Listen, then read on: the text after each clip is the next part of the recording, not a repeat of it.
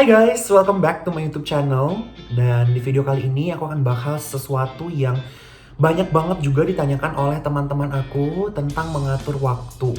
Dan aku yakin itu sebenarnya kelihatan dan kedengaran simple mengatur waktu. Tapi nggak jarang dari kita sebenarnya punya juga struggle, punya juga kesulitan dalam mengatur mana sih yang harus kita melakukan duluan sebagai prioritas, gimana sih cara ngatur waktunya, karena sebenarnya kelihatannya aku tuh sibuk banget, aku tuh nggak ada waktu untuk A, B, C, dan D gitu. Sampai mungkin kita akhirnya lupa untuk punya self relax sendiri atau kayak quality time untuk kita sama keluarga karena kita semakin sibuk. Jadi sebenarnya gimana sih ngatur waktu yang baik dan time management yang efektif gitu. Teman-teman aku banyak nanya kenapa, karena kalau mereka lihat mungkin aku merupakan salah satu individu yang kegiatannya banyak dan padat. Bahkan waktu aku kuliah kemarin, kalau teman-teman tahu dan mungkin dari yang nonton ini tahu, aku itu organisasinya ada tiga. Tiga-tiganya aku punya kewajiban yang besar karena posisinya juga untuk memanage gitu ya, mensupervise, jadi presiden, jadi leadernya dari organisasi tersebut. Dan di waktu yang bersamaan aku tetap harus memberikan yang terbaik di dalam pendidikan, di dalam bidang akademik gitu. Jadi aku tetap harus fokus organisasi 3, aku harus fokus akademik ditambah lagi prestasi non akademik karena aku sering banget ikut lomba dan itu bisa banyak banget yang aku ikutin. Selain itu aku tetap harus bersosialisasi, dan gak cuma bersosialisasi, aku juga harus punya waktu untuk keluarga. Dan yang paling penting yang gak boleh kita lupa juga adalah punya waktu untuk diri kita sendiri, quality time untuk kasih diri kita rewards.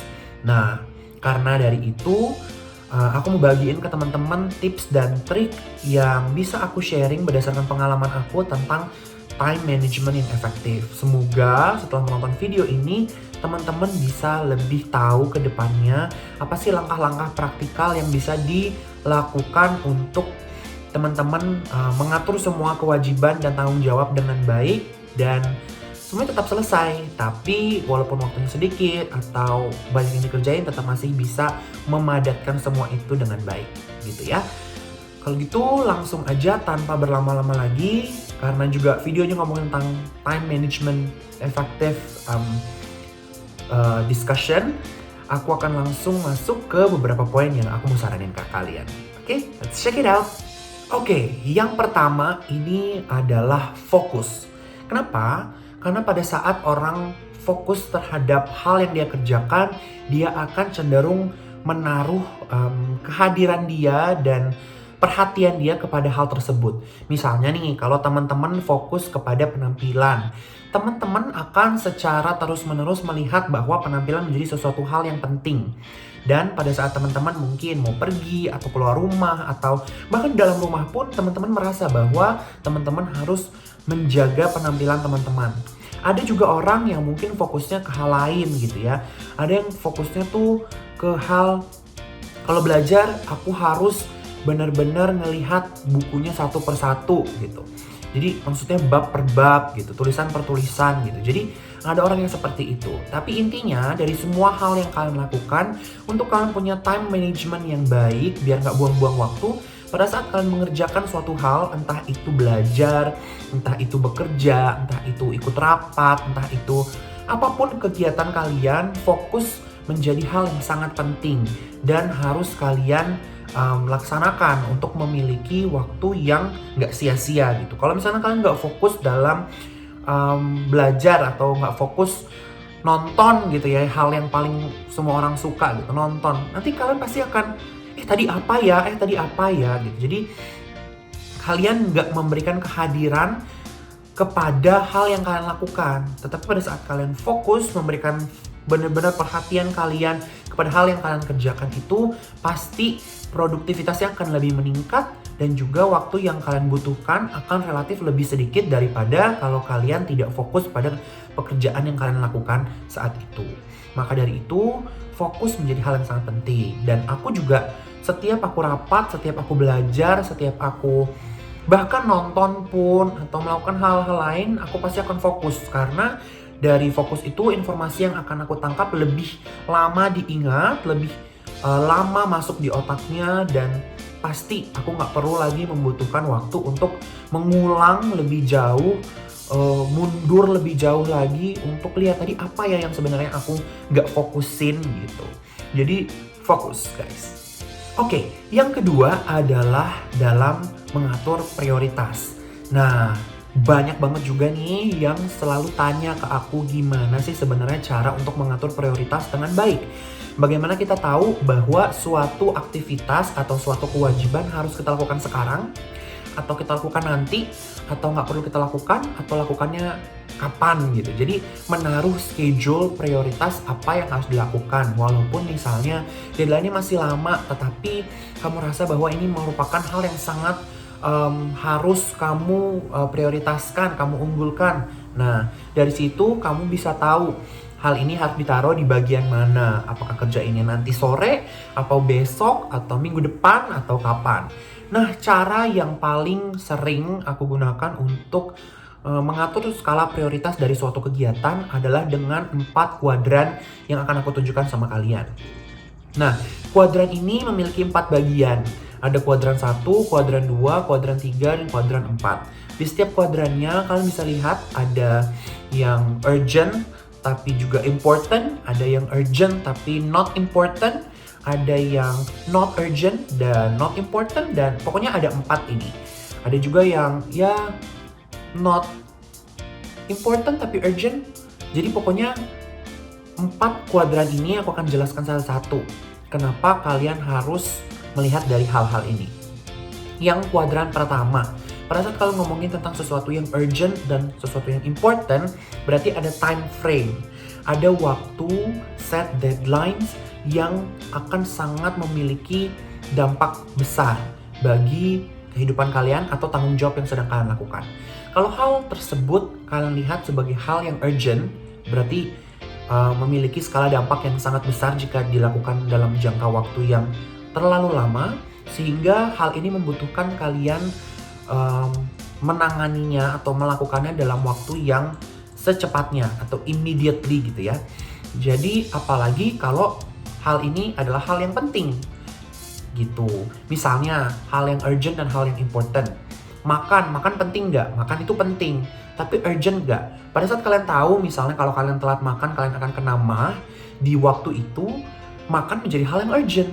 Jadi makan pada saat kalian punya penyakit MAH itu adalah hal yang urgent dan juga important. Maka dari itu hal ini ditaruh di kuadran 1, dan itu adalah hal yang harus kalian lakukan secepatnya atau sesegera mungkin. Oke, ini di kuadran kedua. Kuadran kedua ini kita ngomongin sesuatu yang important tetapi not urgent gitu. Misalnya kalian harus apa yang penting, pergi sama keluarga, penting nggak? Itu penting, tapi urgent nggak sekarang? Mungkin itu nggak urgent. Kenapa? Karena kalian masih ada kerjaan lain, atau kalian masih di kantor, atau keluarga kalian juga belum kumpul semua. Apa yang harus kalian lakukan untuk kalian punya schedule melakukan hal ini yang sebenarnya important tapi mungkin sekarang tidak urgent gitu ya. Itu kalian harus merencanakannya dengan baik. Jadi kalau yang tadi itu kalian harus lakukan segera, yang sekarang kalian harus merencanakannya dengan baik. Kalian plan, kalian taruh di jadwal, kalian taruh di jurnal, dan hal ini membuat hal-hal yang sebenarnya important tapi not urgent berada di kuadran kedua, yaitu perencanaan. Oke, nah di kuadran ketiga ini hal yang urgent tapi not important. Hal yang urgent tapi not important itu apa sih? Misalnya kalian ada di dalam sebuah meeting, sebuah rapat, tetapi kalian langsung mendapatkan telepon nih dari orang, dan itu hal yang penting mungkin. Nah, hal yang harus kalian lakukan, mungkin kalian bisa mendelegasikan kerjaan tersebut kepada orang lain untuk angkat telepon sembari kalian memimpin sebuah rapat. Ini adalah hal yang sebenarnya sangat urgent, tetapi tidak terlalu penting pada saat itu.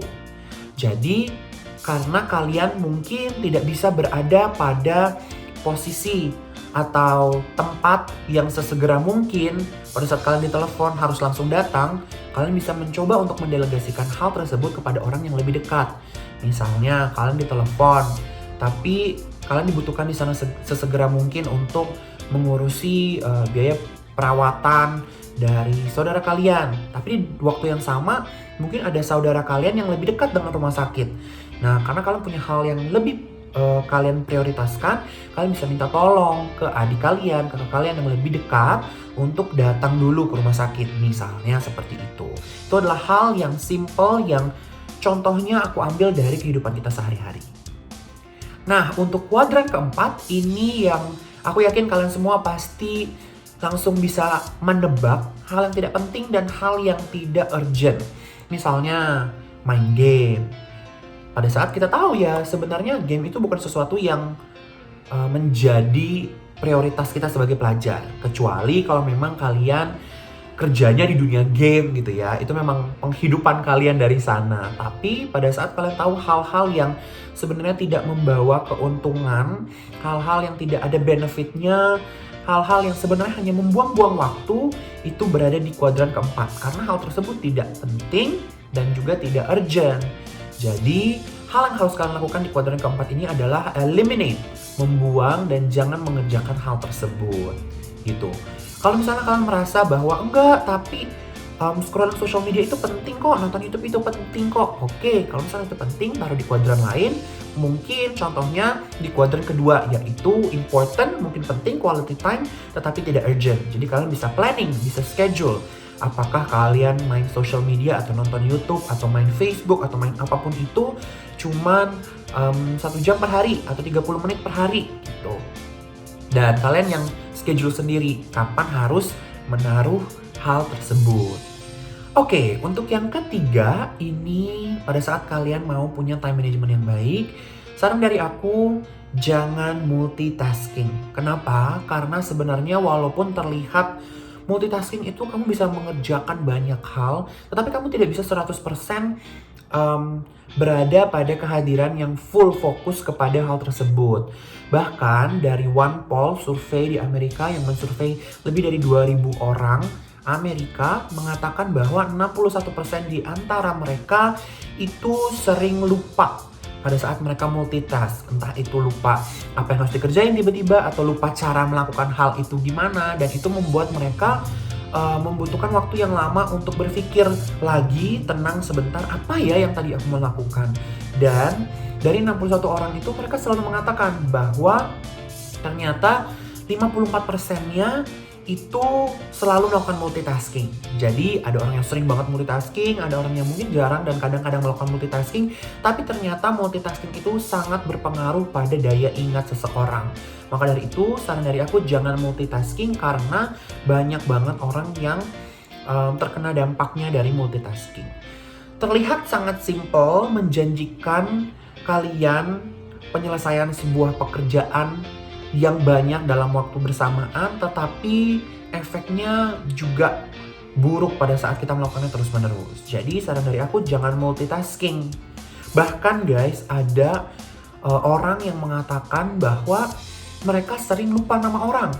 Mereka sering lupa kalau dong belanja, mau beli sesuatu, itu apa ya yang tadi harus ditulis, yang harus dibeli. Jadi sebenarnya multitasking ini saran dari aku boleh kalian lakukan, tapi jangan sering-sering dan pada kadar yang wajar aja. Dan kalau misalnya sudah mepet, pada saat kalian punya kesempatan untuk tidak multitasking, ya lebih baik fokus pada satu kewajiban, selesaikan dengan maksimal 100 bahkan 101%, sehingga hal tersebut juga hasilnya nanti memuaskan.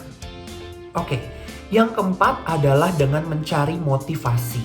Mencari motivasi itu seperti apa?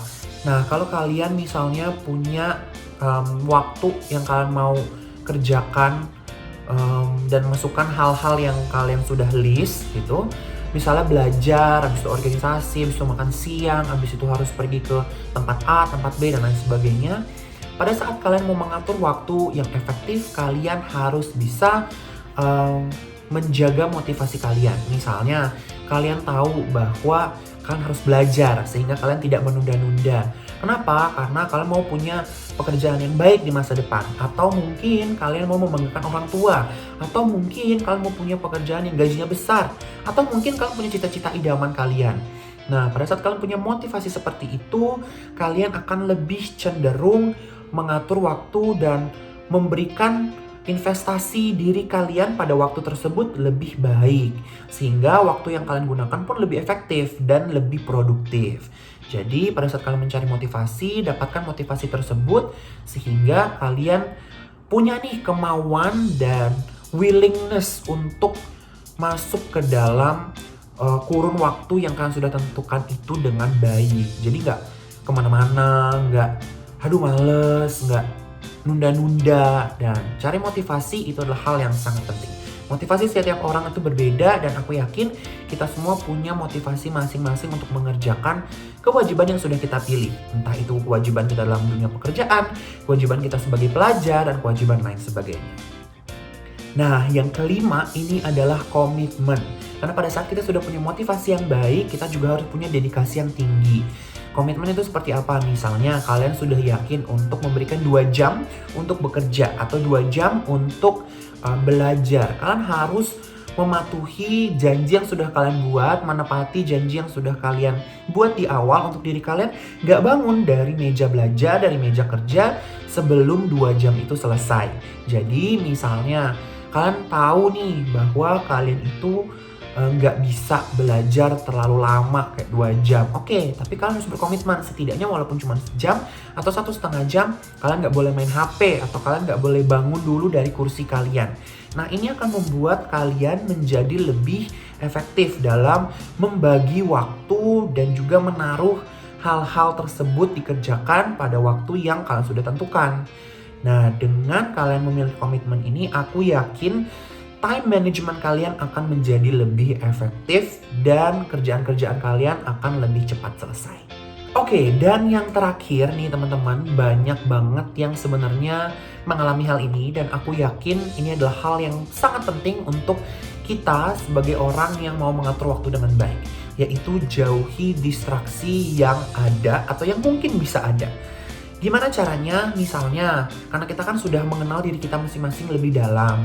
Misalnya kalau kalian itu suka banget terdistraksi kalau ada bunyi sosial media, ting nung gitu kan. Kalian pasti akan langsung ngecek siapa nih yang ngechat. Atau mungkin kalau kalian nyalain notifikasi dari Instagram atau sosial media artis idola kalian, kalian akan langsung cenderung ke sana gitu. Nah, hal-hal seperti ini yang sudah kita ketahui menjadi distraksi kita, inilah yang harus kita batasi. Misalnya pada saat kita belajar, kita taruh handphone kita dalam mode silent, dalam mode yang getar aja gitu misalnya, jauh dari kita, dari meja, dan kalian fokus kepada belajar. Nah, pada saat kalian melakukan ini, kalian akan lebih mudah menjauhi distraksi-distraksi itu. Atau misalnya, aku orang yang lebih suka melakukan sesuatu sambil duduk, karena kalau misalnya sambil tiduran atau ngerjainnya di kasur itu nanti jatuhnya ya pengen tidur atau kepengen ya tidur-tiduran aja gitu, baring-baring gitu. Nah, hal-hal inilah yang sebenarnya sangat penting untuk kita ketahui dan kita jauhi. Pada saat kita sudah bisa mengidentifikasi apa sih distraksi-distraksi dalam hidup kita, kita harus buang itu jauh-jauh. Nah, itu aja untuk video kita yang membahas tentang time management secara efektif, dan aku yakin pada saat teman-teman melakukan step by step semua hal yang aku saranin berdasarkan pengalaman aku berhasil melakukannya dan aku membagikannya untuk kalian. Mungkin cara kita ada sedikit pendekatan yang berbeda, tetapi mungkin kita bisa memodifikasinya ya. Bagaimana mungkin kamu mengambil 3 atau 4 poin aja, atau 2 poin dulu, atau aku mau melakukan langsung semua poinnya. Jadi semuanya itu dibutuhkan proses, dibutuhkan latihan, dan aku yakin pada saat kita mau mencoba hal-hal ini akan meningkatkan kemampuan kita untuk memiliki time management yang efektif. So guys, semoga videonya bermanfaat. Jangan lupa di like, comment, share, dan juga subscribe. See you in the next video.